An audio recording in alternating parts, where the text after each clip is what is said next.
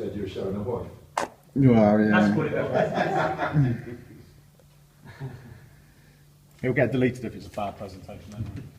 I'm sure it won't be. I'm sure it won't be. Cool. Morning everybody. I'm Steve Cuthbert. I work for a company called Global Design Solutions. We specialise in designing and manufacturing wirelessly controlled LED lights for the event and entertainment industry.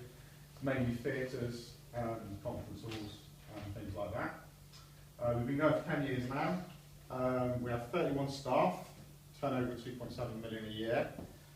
Distributes 31 different companies, different countries, and we also do special projects. We did some for the Olympics closing ceremony. I was up there for a couple of months, putting little light bulbs all over the landmarks. It was great fun. Who am I? I come from a background of security in a shopping centre, worked my way up from a security guard to security supervisor to inspector. Then, after being in it for 10 years, I realised that doing night shifts and day shifts, then night shifts and day shifts were killing me. So I just left. Was lucky enough to get taken on trial with GDS. Quite difficult for me because I had no background knowledge of electronics or engineering or manufacturing or anything like that. But luckily what I did gain from security was man management. So I moved my way up through the workshop to production supervisor. What is my role? So at the moment I'm a production supervisor. I lead a team of 8 full-time staff on the production floor. Report to my production manager. I do a build schedule 6 weeks in advance, depending on all the orders that have come in, so we all know what parts need to come in the right time. And I do a daily target meeting with the staff and make sure they're aware of everything they're doing for the day, also what's coming up, any problems we're having, anything that we're trying to change and do. So that's my role in the company. My project, thankfully, I was already looking at this before I was told I was going on this course, and Gavin and Matt have both got a lot of experience in this, which was good. Is moving from batch production, which is what we used to do, to one-piece flow. Batch production, if you don't know, is, if you see there, that's one of our benches. There's over 200 little cardboard boxes that we've taken out, made, and put all along the length of the bench. Then, once all that's done, people will then get all the little lights, individually put them into the boxes, go back to the beginning, close up all the individual boxes, and then they'll go to the stores for shipping. What I wanted to do was go to one-piece flow, which is, as you can see here, we've got 4 staff along this bench. These particular lights, we actually get those bought in from China and put our LEDs in and wire them up, and then they go back in the same boxes. So the boxes come over on one side, they start doing the work, goes on the line, process by process, and then you can see on the far bench, there's the finished boxes. So that was my project, started implementing that across the workshop.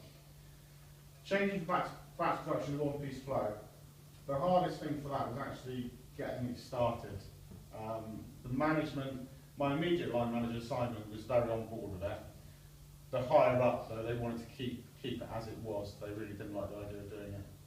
So we did it anyway, and we just jumped on it. The advantages of doing one-piece flow. Sorry, I've missed that a little bit there. So once we actually changed over, we then did a first run of one of our products called a D1 driver for the lights.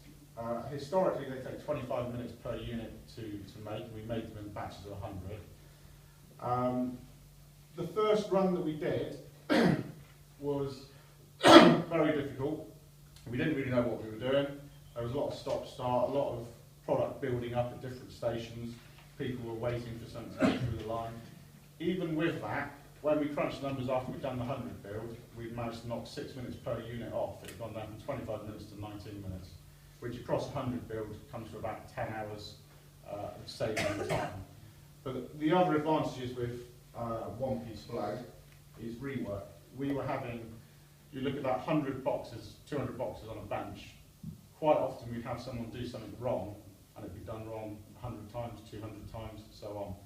Whereas with one-piece flow, straight away, it was being identified, sorted out, and changed. So all of a sudden, our rework time has gone right down, which is really good.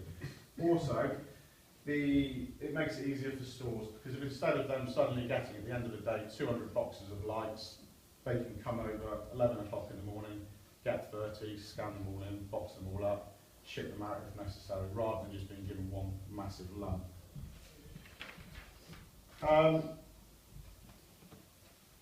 Expectations, I didn't really know what I was expecting when I was doing that first run. It did seem to me like it was a lot of hard work and it wasn't going to be quicker, just due to the fact that I was there and everyone was stood around.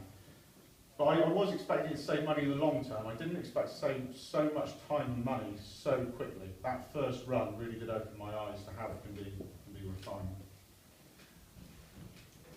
Difficulties overcome. The main difficulties with it were staff attitudes and also management attitudes. But one of my staff members was very, very much against change. He hated the idea of not doing it the way he's always done it. He was dead set against it.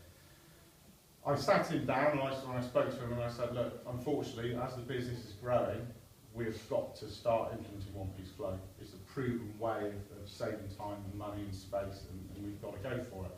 And after about half an hour of talking to him and explaining it and doing little bits and pieces, he finally started to come on board. He's still not 100% on board. If you take your eyes off him for too long, he'll suddenly stack up 20 of something while he's waiting for another little process. Some of the other guys didn't believe that it would be quicker. They just were dead set. When you said it, they were like, no, it can't be quicker to do it like that. It must be quicker to lay it all out, do all that one process in one go. With those guys, I sat them all down and showed them a few videos on YouTube of one-piece flow.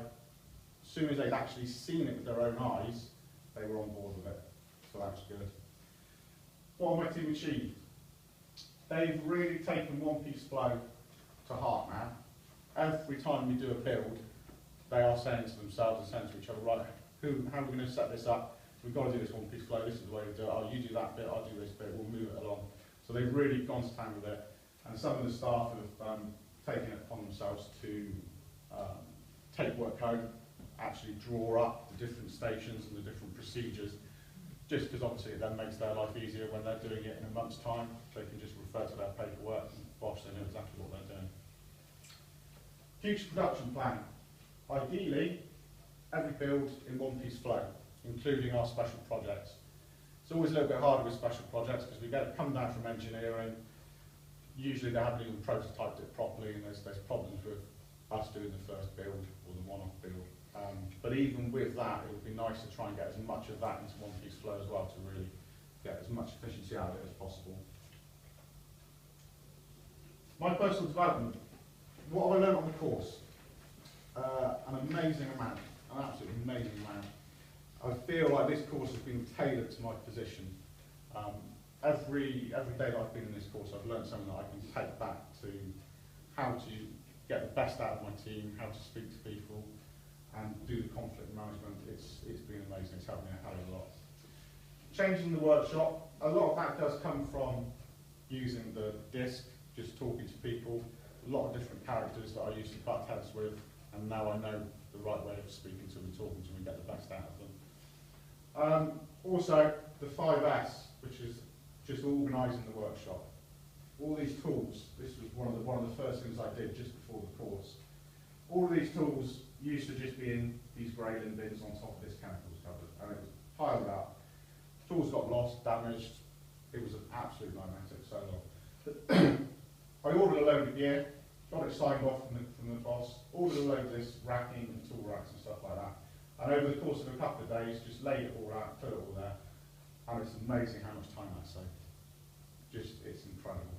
And also, at the end of the day, because they've all got their own little places, I can do a quick once around when I check all the sockets and stuff like that. I can suddenly go, who's got the JST crimpers? Right, that's a £100 set of crimpers. Where the hell are they? Who was using them? Rather than a week later, someone says, oh, yeah, we haven't seen them for a week. Changes in myself. That is more to do with better time management, better relationship with staff, asking for their thoughts, asking them how they want to do it, how they think it's best to do it, and things like that. And also the confidence to take on more and more responsibility from my line manager. Future commitment. Roll out one piece flow across all the builds, which I think is easier said than done, but hopefully, even if it's a year, 2 years down the line, hopefully we'll get there. Management are trying to double our turnover for the next year, so it's going to go right up, so we have to start really thinking about it. Draw up and structure street product build. This is something that one of the guys has taken on himself. Basically, for every single product you've got, he wants to get it laid out so each station, you see exactly what you have to do. LEDs on heat sinks, looms in, standoffs in, next station does all those different bits, next station does all those different bits. So every product with 3, 4, 5, 6 people, so no matter what they're doing and how many people are on it, they can go to the computer, go on the server. That's what we're building, that's how many people we've got today. Those are the instructions, so they can just lay them straight out.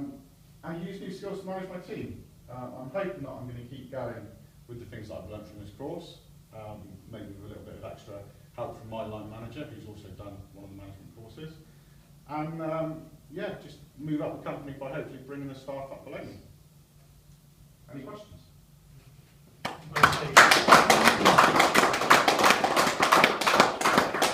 got one. You said about the initial production time saved when you went over to it. Has that actually increased even further? It's now? gone even further. It's gone down to 16 minutes now, so we've shaved another 3 minutes per unit off. And we're still, every build we're doing, the guys are changing it. You know, there's always that tweaking. Yeah. Everything from just making sure they've got the exact tools they need and extra parts so that if they run out of solder, they don't have to then get up from their station and do that. All the little bits and pieces is just, keeping it going and going. And they're amazed by the timings. I mean, the looks on their faces when I went out there the first time, he said, me and Simon have crunched the numbers. We've knocked it down to 19 minutes per unit. And they couldn't believe it. Mainly because a lot of the time they were literally stood around going, right, that's not working right. And I'd be going over going, right, well, we need to make you do that process to even that out. So the first run, there was a lot of messing around. I did notice those 4 little channels you had a minute ago. One of them is sort of section 2. It's got quite a lot. It's got quite a lot. So, Yeah. So it's a flow, isn't it? So, Exactly. yeah. Good. All good? When you showed them on the internet, your guys to start with, Steve, did you do the torch thing with them?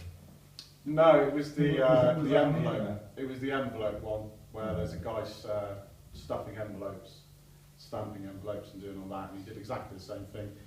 Folded every bit of paper, put it to one side. Got them, put all them into the envelopes, put all the stamps on, timed it, and he was talking his way through it, and then he did that. And as soon as they saw that, they were like, how is that 2 minutes quicker? So I can't explain why, but it just works, and it's proved itself. When we were looking at it, or when I was looking at it, it was showing 20% saving on time. I thought 20% saving on time, that's a hell of a lot. But once we've done it, 6 minutes off of the 25, 20% straight away. Good. Excellent. Cool. Thank you, Steve.